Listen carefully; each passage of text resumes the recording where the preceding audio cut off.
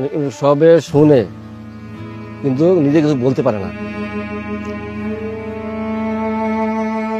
মাথা দ্বিতীয় অপারেশনের পরে ওর মাথা এক সাইড ড্যামেজ হয়ে গেছে। ডাক্তাররা বলছে অত কথা বলতেও পারে না, ওটা দোয়া করেন আল্লাহর কাছে।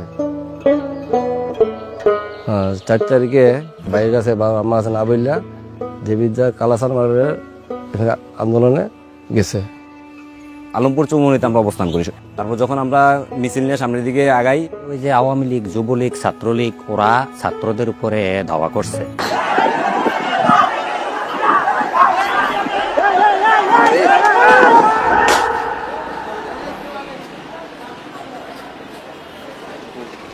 এখানে বিড়াইছে।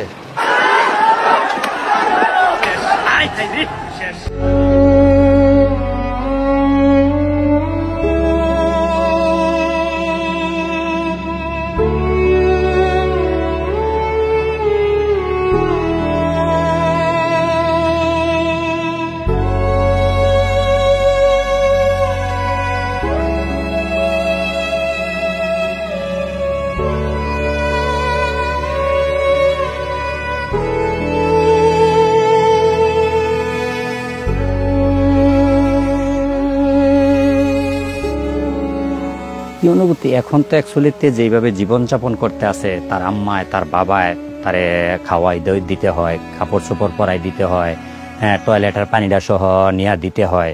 এক ধরনের সে কিন্তু পুরো প্রতিবন্ধী হয়ে গেছে।